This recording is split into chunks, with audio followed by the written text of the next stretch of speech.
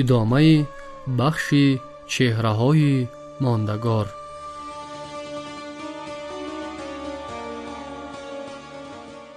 ناصر خسرو. ناصر خسرو سخنور بزرگ و مرد اندیشه. سرانجام پس از اذیت‌های روحی زیاد ناصر خسرو راه سفر طولانی را به سوی کشورهای دیگر پیش گرفت. مسافرت ناصر خسرو قریب 7 سال ادامه یافت. او از راه آذربایجان و ایران گذشته سرزمین آسیای خرد را پس سر کرد و سپس سوریه، فلسطین، مصر، تونس و سودان را سیاحت نمود. این حکیم انسان دوست و عدالت پرور 4 بار به زیارت مکه رسیده تقریبا سراسر جهان اسلام را آموخت. علل خصوص دوره استقامت ناصر خسرو در مصر که 3 سال ادامه یافت به زندگی و فعالیت من بعده وی تأثیر عمیق گذاشت.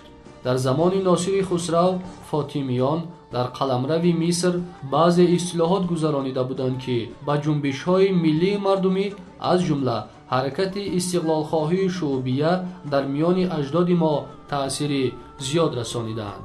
ضمناً باید تأکید کرد که حرکت و جنبش‌های خلقی و اجتماعی از جمله جنبش شعوبیه مضمون نسبتاً بای، رنگین و قسماً مرکبی را دارا بودند. این جنبش‌ها در دوران تشکل روح مقاومت و استقلال خواهی دایره‌های وسیع مردم را فرا گرفته جوهر خودشناسی و خودآگاهی داشتند. مهمترین هدف آنها احیای اصالت تاریخی و فرهنگی، بازگشت به شکوه و عظمت دولتداری اجدادی و بنیاد نظام عدالت پیشه بود. این جنبش‌ها ارزش‌های ملی و دینی را آمیزش داده به نیروی با نفوذ غایبی، اجتماعی و فرهنگی و معنوی تبدیل شدند.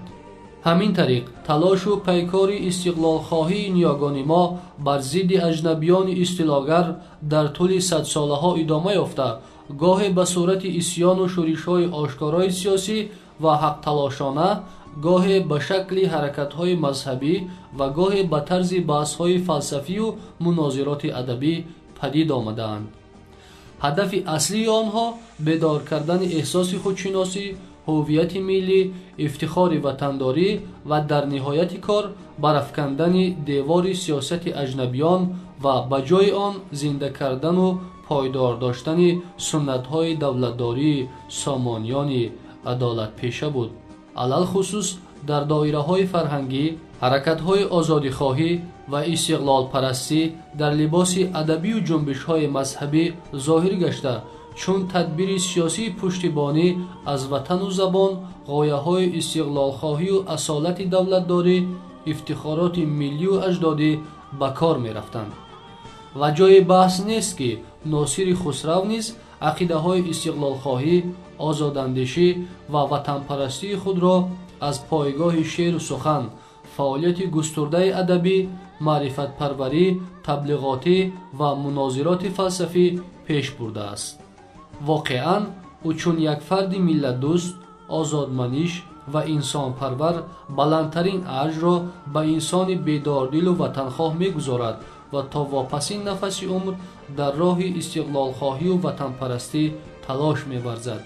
این شاعر و متفکر بزرگ از خود آثار گرانبهای علمی و ادبی باقی گذاشته است که جامع الحکمتین، کشایش و رهایش، سفرنامه و دیوان اشعار از جمله آنها می باشند.